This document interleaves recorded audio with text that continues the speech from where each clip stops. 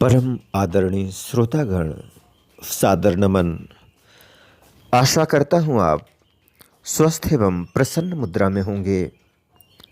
आज आपके समक्ष प्रस्तुत है श्रीमद् भागवत महापुराण चतुर्थ स्कंध पंचविंशों अध्याय है, जिसमें पुरंजनोपाख्यान का प्रारंभ वर्णित है। सच्चिदानंद रूपाय विश्वोत्पत्त्यादि हेतवे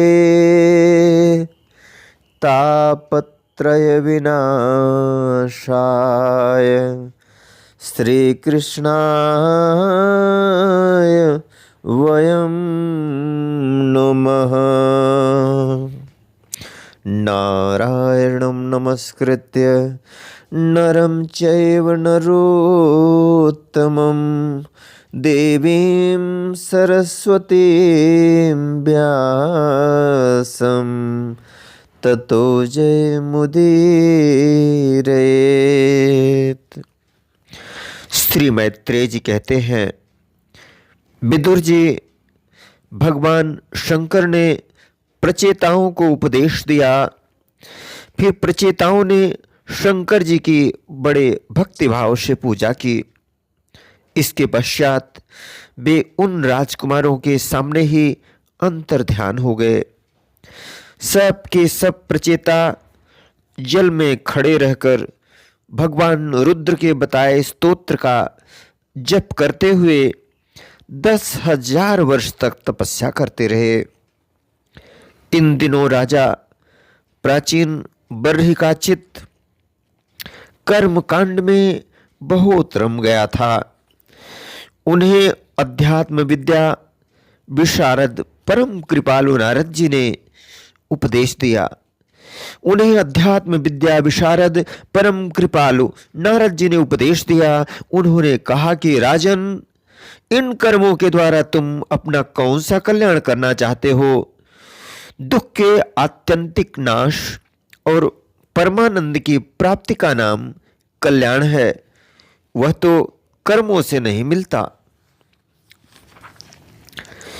राजा ने कहा, महाभाग नारद जी, मेरी बुद्धि कर्म में फंसी हुई है, इसलिए मुझे परम कल्याण का कोई पता नहीं है।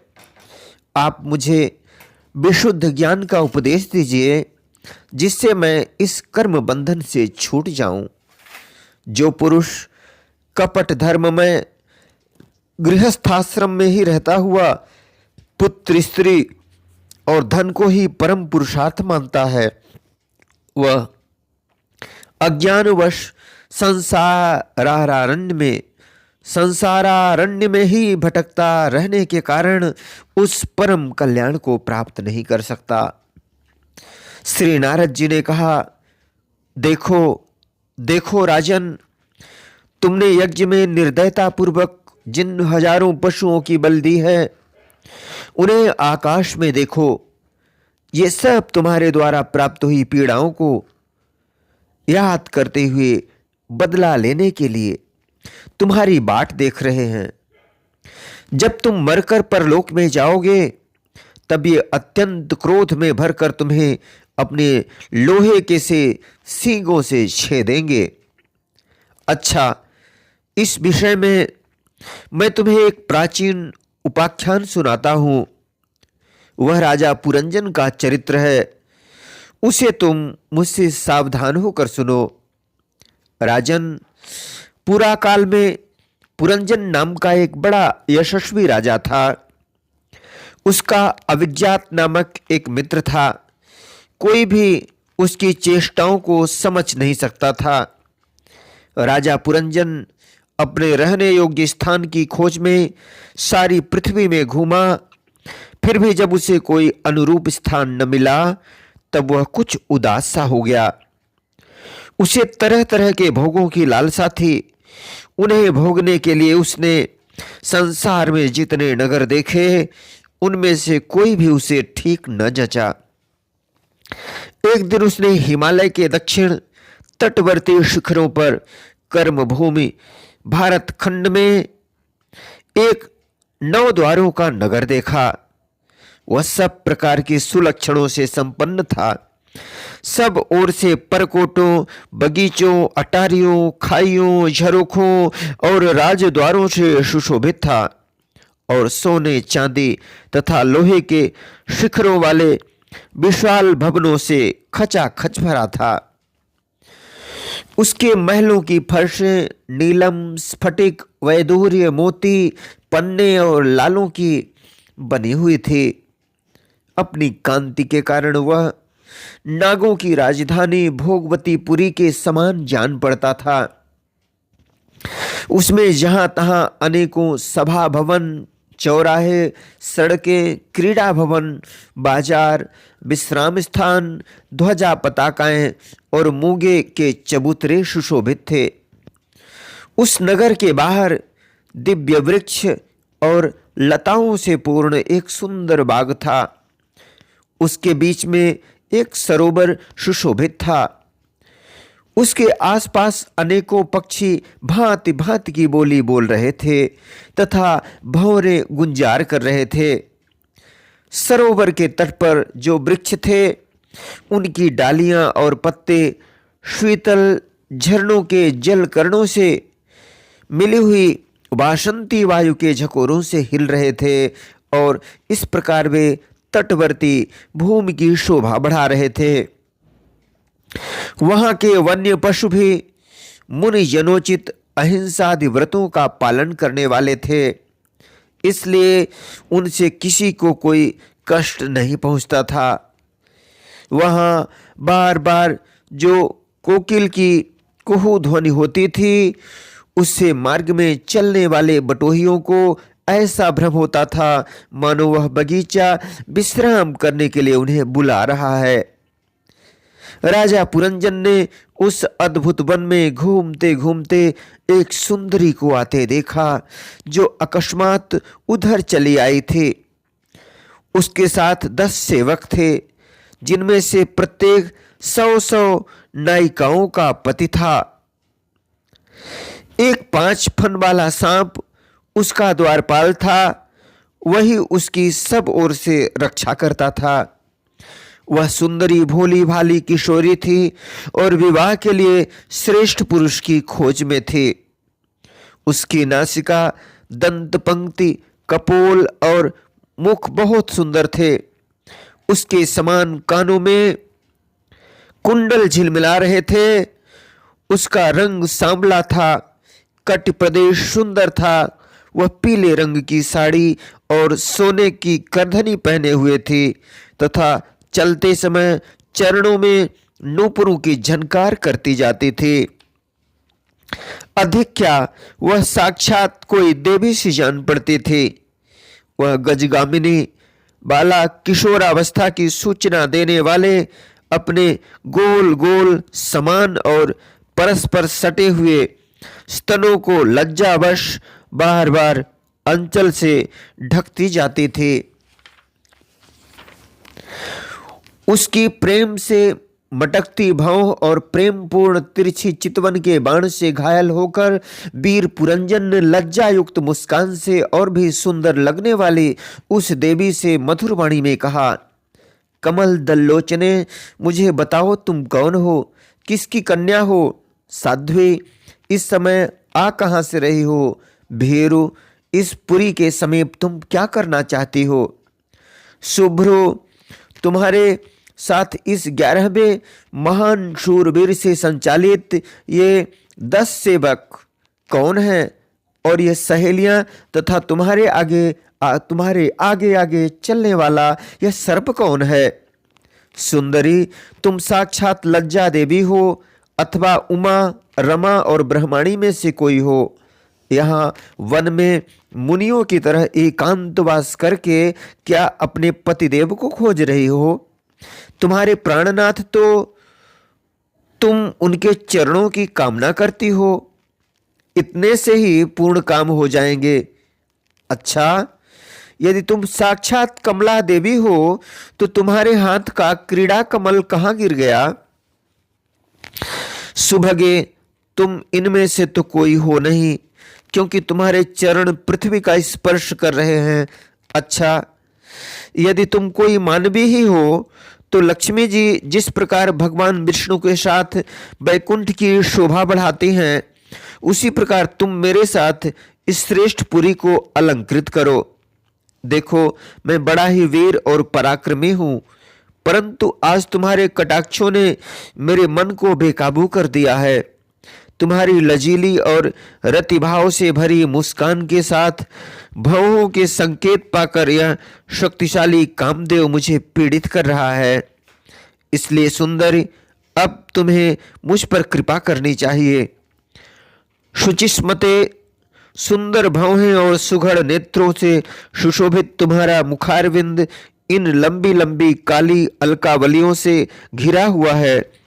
तुम्हारे मुख से निकले हुए वाक्य बड़े ही मीठे और मन हरने वाले हैं, परंतु वह मुख तो लाज के मारे मेरी ओर होता ही नहीं। जरा ऊंचा करके अपने उस सुंदर मुखड़े का मुझे दर्शन कराओ। श्री नारद जी ने कहा, वीरवर, जब राजा पुरंजन ने अधीर से होकर इस प्रकार याचना की, तब उस बाला ने भी हंसते हुए उसका अनुमोदन किया। वह भी राजा को देखकर मोहित हो चुकी थी। वह कहने लगी, नरश्रेष्ठ, हमें अपने उत्पन्न करने वाले का ठीक ठीक पता नहीं है, और न हम अपने या किसी दूसरे के नाम या गोत्र को ही जानती हैं। वीरवर, आज हम इस पुरी में हैं, इसके सिवा मैं और कुछ नहीं जानती। मुझे इसका भी पता नहीं है कि हमारे रहने के लिए यह पुरी किसने बनाई है। प्रियवर, ये पुरुष मेरे सखा और स्त्रियां मेरी सहेलियां, ये पुरुष मेरे सखा और स्त्रियां मेरी सहेलियां हैं, तथा जिस समय मैं सो जाती हूँ, यह सर्प जागता हुआ इस पुरी की रक्षा करता रहता है। शत्रुदमन, आप यहाँ पधारे, यह मेरे लिए सौभाग्य की बात है। आपका मंगल हो। आपको विषय भोगों की इच्छा है, उसकी पूर्ति के लिए मैं अपने साथियों सहित सभी प्रकार के भोग प्रस्तुत करती हूँ, सभी प्रकार के भोग प्रस्तुत करती रहूँगी। प्रभु, इस 9 द्वारों वाली पुरी में मेरे प्रस्तुत किए हुए इच्छित भोगों को भोगते हुए आप सैकड़ों वर्षों तक निवास कीजिए। भला आपको छोड़कर मैं और किसके साथ रमण करूंगी। दूसरे लोग तो न रति सुख को जानते हैं, न विहित भोगों को ही भोगते हैं, न परलोक का ही विचार करते हैं, और न कल क्या होगा इसका ही ध्यान करते हैं। अतएव पशु तुल्य हैं। अहो, इस लोक में गृहस्थाश्रम में ही धर्म, अर्थ, काम, संतान सुख, मोक्ष, सुयश और स्वर्गादि दिव्य लोकों की प्राप्ति हो सकती है। संसार त्यागी यति जन तो इन सब की कल्पना भी नहीं कर सकते। महापुरुषों का कथन है कि इस लोक में पितर, देव, ऋषि, मनुष्य तथा संपूर्ण प्राणियों के और अपने भी कल्याण का आश्रय एकमात्र गृहस्थाश्रम ही है। वीर शिरोमणे, लोक में मेरी जैसी कौन स्त्री होगी जो स्वयं प्राप्त हुए आप जैसे सुप्रसिद्ध, उदार चित्त और सुंदर पति को वर्ण न करेगी। महाबाहो, इस पृथ्वी पर आपकी सांप जैसी गोलाकार सुकोमल भुजाओं में स्थान पाने के लिए किस कामिनी का चित्त न ललचावेगा। आप तो अपनी मधुर मुस्कानमयी करुणापूर्ण दृष्टि से हम जैसी अनाथाओं के मानसिक संताप को शांत करने के लिए ही पृथ्वी में विचर रहे हैं। श्री नारद जी कहते हैं, राजन, उन स्त्री पुरुषों ने इस प्रकार एक दूसरे की बात का समर्थन कर फिर 100 वर्षों तक उस पुरी में रहकर आनंद भोगा। गायक लोग सुमधुर स्वर में जहां तहां राजा पुरंजन की कीर्ति गाया करते थे। जब ग्रीष्म ऋतु आती तब वह अनेकों स्त्रियों के साथ सरोवर में घुसकर जल क्रीड़ा करता। उस नगर में जो 9 द्वार थे, उनमें से 7 नगरी के ऊपर और 2 नीचे थे। उस नगर का जो कोई राजा होता, उसके पृथक पृथक देशों में जाने के लिए ये द्वार बनाए गए थे। राजन, इनमें से 5 पूर्व, 1 दक्षिण, 1 उत्तर और 2 पश्चिम की ओर थे। उनके नामों का वर्णन करता हूँ। पूर्व की ओर खद्योता और आबिरमुखी नाम के 2 द्वार एक ही जगह बनाए गए थे। उनमें होकर राजा पुरंजन अपने मित्र द्युमान के साथ विभ्राजित नामक देश को जाया करता था।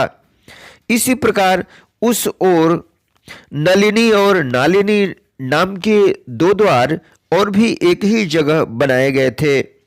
उनसे होकर वह अवधूत के साथ सौरभ नामक देश को जाता था। पूर्व दिशा की ओर मुख्या नाम का जो 5वां द्वार था, उसमें होकर वह रसज्ञ और विपण के साथ क्रमशः बहुदन और आपण नाम के देशों को जाता था। पुरी के दक्षिण की ओर जो पितृहु नाम का द्वार था, उसमें होकर राजा पुरंजन श्रुतधर के साथ दक्षिण पांचाल देश को जाता था। उत्तर की ओर जो देवहु नाम का द्वार था, उससे श्रुतधर के ही साथ वह उत्तर पांचाल देश को जाता था। पश्चिम दिशा में आसुरी नाम का दरवाजा था। उसमें होकर वह दुर्मद के साथ ग्रामक देश को जाता था तथा निरित नाम का जो दूसरा पश्चिम द्वार था, उससे लुब्धक के साथ वह वैशस नाम के देश को जाता था। इस नगर के निवासियों में निर्वाक और पेशस्कृत ये 2 नागरिक अंधे थे। राजा पुरंजन आंख वाले नागरिकों का अधिपति होने पर भी इन्हीं की सहायता से जहां तहां जाता और सब प्रकार के कार्य करता था। जब कभी अपने प्रधान सेवक विषुचीन के साथ अंतःपुर में जाता, तब उसे स्त्री और पुत्रों के कारण होने वाले मोह, प्रसन्नता एवं हर्ष आदि विकारों का अनुभव होता। उसका चित्त तरह तरह के कर्मों में फंसा हुआ था और काम परवश होने के कारण वह मूढ़ रमणी के द्वारा ठगा गया था। उसकी रानी जो काम करती थी वह भी करने लगता था। वह जब मद्यपान करती तब वह भी मदिरा पीता और मद से उन्मत्त हो जाता था। जब वह भोजन करती तब आप भी भोजन करने लगता और जब कुछ चबाती तब आप भी वही वस्तु चबाने लगता था। इसी प्रकार कभी उसके गाने पर गाने लगता, रोने पर रोने लगता, हंसने पर हंसने लगता और बोलने पर बोलने लगता। वह दौड़ती तो आप भी दौड़ने लगता, खड़ी होती तो आप भी खड़ा हो जाता, सोती तो आप भी उसी के साथ सो जाता और बैठती तो आप भी बैठ जाता। कभी वह सुनने लगती तो आप भी सुनने लगता, देखती तो देखने लगता, सूंघती तो सूंघने लगता और किसी चीज को छूती तो आप भी छूने लगता। कभी उसकी प्रिया शोकाकुल होती तो आप भी अत्यंत दीन के समान व्याकुल हो जाता। जब वह प्रसन्न होती आप भी प्रसन्न हो जाता और उसके आनंदित होने पर आप भी आनंदित हो जाता। इस प्रकार राजा पुरंजन अपनी सुंदरी रानी के द्वारा ठगा गया। सारा प्रकृति वर्ग परिकर ही उसको धोखा देने लगा। वह मूर्ख विवश होकर इच्छा न होने पर भी खेल के लिए घर पर पाले हुए बंदर के समान अनुकरण करता रहता।